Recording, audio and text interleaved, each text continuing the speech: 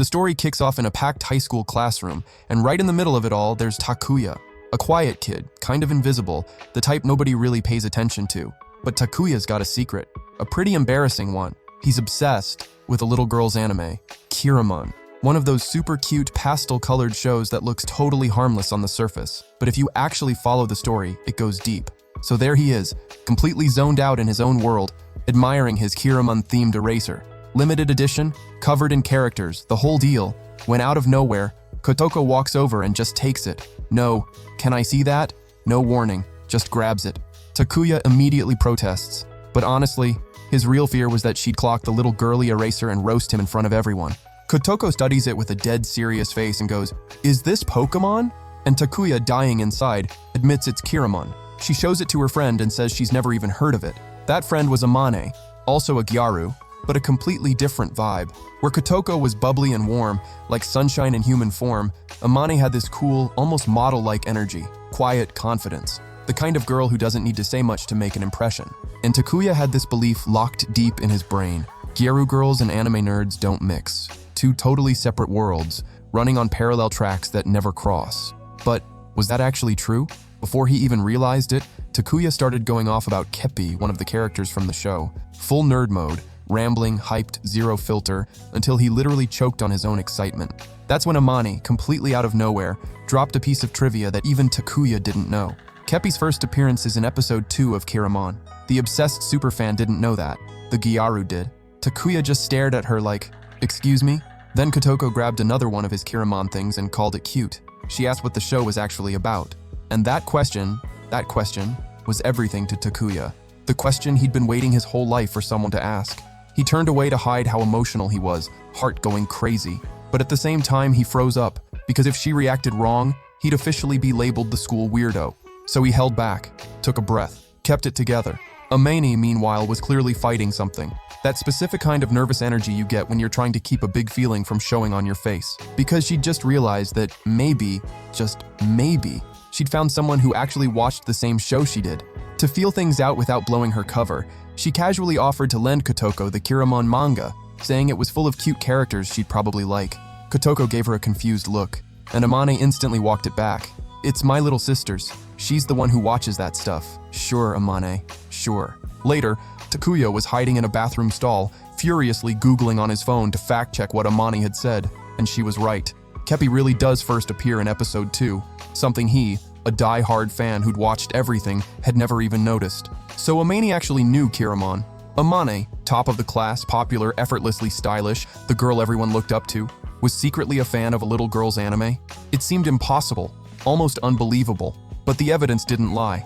He spent the rest of the day watching her from across the room, hanging out with her friend group, really wanting to go up and just ask her directly. The only thing stopping him was that thought that wouldn't leave him alone, that nerds and Gyarus live in different worlds. But somehow a tiny spark of courage showed up, and he went for it. Except before he could even get a word out, Amane backed him against the wall. She already knew exactly what he was going to say, and shut it down before he started. "Kiramon is my sister's thing, doesn't mean I like it," and walked away. So Takuya dangled some bait. If she didn't care about Kiramon, then she definitely wouldn't want that limited edition keychain he happened to have, right? Amane stopped walking, turned around, snatched the keychain with a look in her eyes she could barely contain, and she started going off, all excited, about how it was an exclusive version from the first manga volume, how she'd looked for it in 3 different stores and couldn't find it anywhere. Then she caught herself, stopped, breathed, and added, "My sister asked me to track one down." "Yeah, okay, Amane." Takuya gave her the keychain, and she lit up, smiling without even realizing she was smiling. He honestly thought it was kind of adorable. The next day, Kotoko bounced up to him in the hallway, full of energy, radiating good vibes. She playfully made a move for his eraser again, except this time it was a different one. She recognized the character immediately. It was Riskyu, and something about that hit Takuya, because she'd clearly done her research, actually dipped her toes into the Kiramon universe. She told him Amane had lent her the manga like she promised, and Takuya just went off, fanboying at full volume, no breaks, no filter. Then he caught himself mid-ramble and immediately apologized for going overboard. Kotoko told him to keep going. She actually wanted to hear it. Takuya could barely believe it. She looked at him thoughtfully and said he reminded her of a character from Kiramon. The Rocket Man. Literally, a rocket. Takuya had no idea what she meant, couldn't figure out what they possibly had in common. Then, out of nowhere, Kotoko grabbed his face with both hands, looked him dead in the eyes and said really quietly, "Maybe it's those big eyes of yours." Takuya's heart went full rocket launch, literally. Kotoko asked if he had any social media. He immediately went into defense mode, said he wouldn't show anyone even if they paid him, but it was too late. She'd already grabbed his phone, saw the whole screen, Kiramon wallpaper, Kiramon icons, Kiramon fan group notifications, all of it. Takuya went straight into disaster mode, flashing back to every time someone had seen his phone, and it had ended in bullying, mockery, the whole nightmare. He braced for the worst. Kotoko loved it, thought it was the coolest thing. The relief that hit Takuya was so massive he almost collapsed, and when Kotoko bounced over to take a selfie with him, he got all flustered. It was just a photo. But for him, it was proof, real, actual proof, that there were Gyaru girls out there who were genuinely kind to nerds. They existed. Then came a rough day. Takuya on the train, completely destroyed. The latest Kiramon episode had just killed off Pachi. He'd been up crying all night, still crying, sitting there quietly staring at nothing. He was desperate to talk to someone about it, but who on earth was going to understand grieving a character from a little girl's anime? That's when he noticed Amani standing behind him. Expression closed off, sad, the kind of look you try to hide but can't quite manage. Takuya figured it out immediately, but told himself it could be anything. Teenagers are always going through something. Until the guy next to him said the name Pachi in some random conversation, and Amane completely involuntarily shouted, "Pachi!" Half the train car turned to look. Case closed. She was grieving Pachi. The most popular girl in school, effortlessly stylish and put together, was in mourning over an anime character. Later at school, some guy tried to ask Amani out. He went for it. She looked at him seriously, gave it approximately 0 seconds of consideration, and turned him down.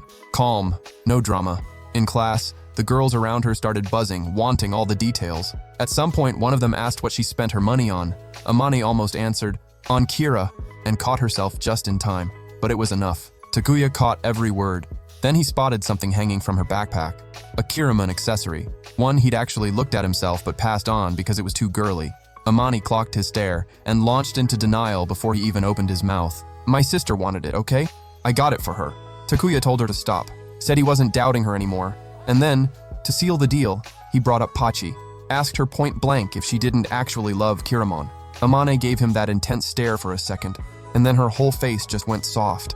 She leaned in, got close to his ear, and whispered that yes, she did, but not to read into it.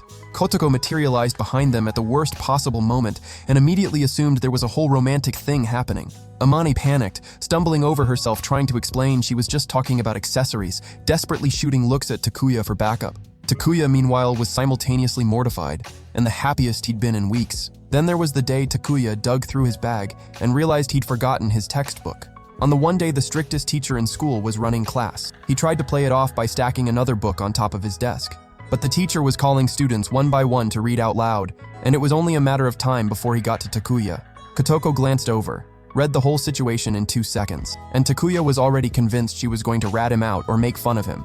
Instead, she stood up, told the teacher she'd forgotten her book too, just so she could sit next to Takuya and share his, saved him, without even hesitating.